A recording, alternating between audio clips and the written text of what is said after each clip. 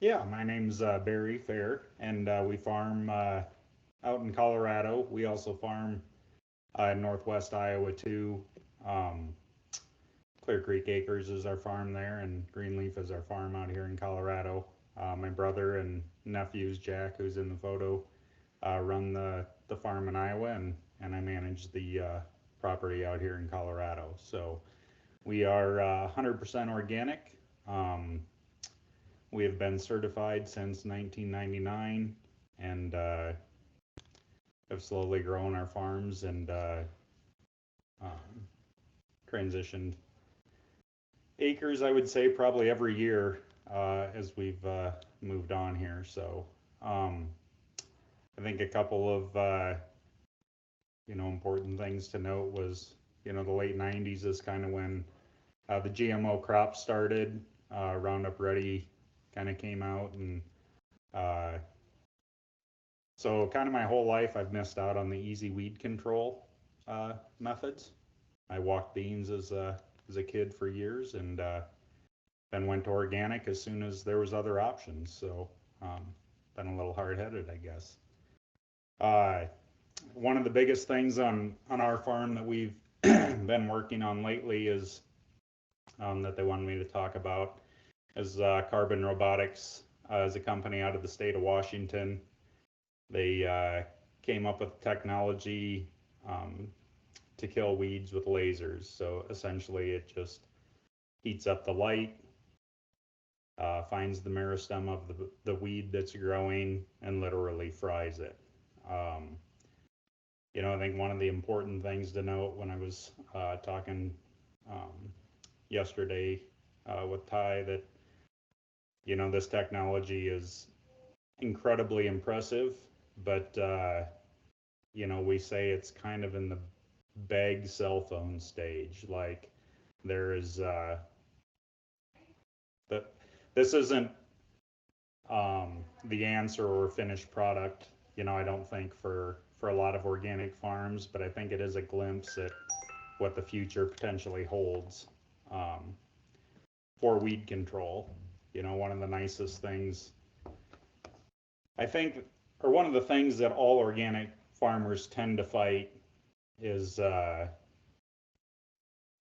balance between early emergence weed control and just destroying your crop stand and not getting an even uniform emergence. We all go to the farm shows.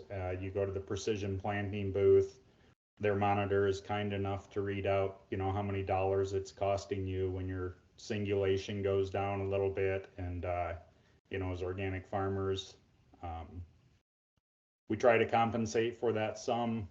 I assume most people anyway. If we plant 38,000 stand and we want to end up with 32, that's an achievable option, but it still doesn't help with kind of how the seed gets drug around or your spacing being uniform. Probably the other nicest thing about this particular piece of equipment is it works best when the weeds are small. So this year on our Colorado farm, we did zero pre-emergence tillage. We just let our crop pop up, and as soon as the crop came up, we assumed there was weeds coming up, which was correct, and we started laser weeding at that time. Um, the the laser weeder has a lot of benefits outside of a tillage tool as far as we ran the thing 24 hours a day. We ran it in the rain um, and still got, an incredible kill on our weeds. I think there's some slides in here that shows, weed kill, how many weeds per second you're killing. Um,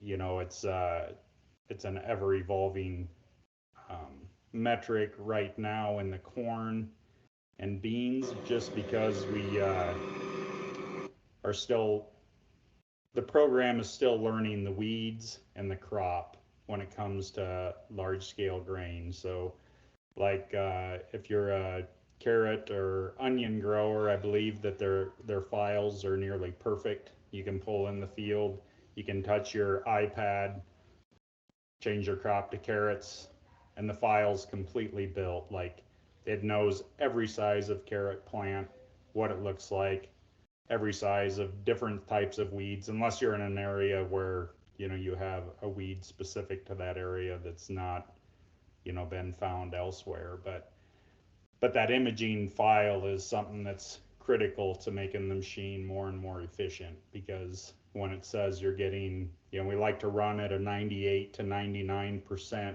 weed kill, you know, when it says you're getting 99% of the weeds, you're getting 99% of the weeds that it knows are weeds. So from the beginning of the year to the end of the year, I would say at the beginning of the year, we were getting probably 50 to 60% of the weeds when it said we were at 98% kill. And at the end of the year, I would say we were close to 90% of the weeds when we were at 98% kill. So, you know, again, it's a fascinating tool. We also use a lot of H2A labor, like Matthew had said. You know, they're not a free machine, but depending on how you, I guess, run the numbers, it's just like farming and anything. You know, it's hard to know exactly what your ROI is on so many of these products, because every year everything is so much different. But we know that a clean field obviously yields better than a not clean field. And, you know, we've had guys weed a little area in a field, like as fast as you can weed for a minute.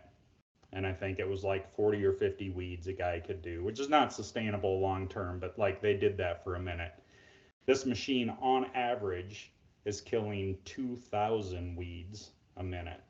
So if you purely base it on mechanical labor cost or physical labor cost versus machine, you know, you can see the potential and how this could potentially be a huge cost savings for farmers, even though the initial investment is certainly significant. And I do know, you know, we're working with the company now to come out with a larger machine. A 20-foot machine is not necessarily what we're looking for. You'll also notice in this machine, it's a solid coverage machine. So it was designed more for the vegetable world. You know, we're looking for something that just does, you know, maybe 8 inches right over that that seed line, or 6 inches. Then you can increase your speed. You know, just trying to focus on the weeds that we can't easily handle with other mechanical means of cultivation. So, you know, just the GPS, like Matthew said, critical for us. Just the amount of hours that you put in a tractor and the precision that you need to have. You know, it's very fatiguing if you have to do that manually. So this is, you know, mostly I guess what they wanted us to talk about. We do a lot of the traditional weeding. Like I say, this is the first year that we did no pre-emergence tillage. Our tine weeder or rotary hoe never left the shed this last spring, but excited about the future of it, and we'll see what it leads to. I did see a comment there on how many acres per hour we can cover with it. This last year we covered anywhere from 2.5 to 3.5 acres an hour. Again, depending on your weed pressure and your actual kill, you know, that can vary substantially. So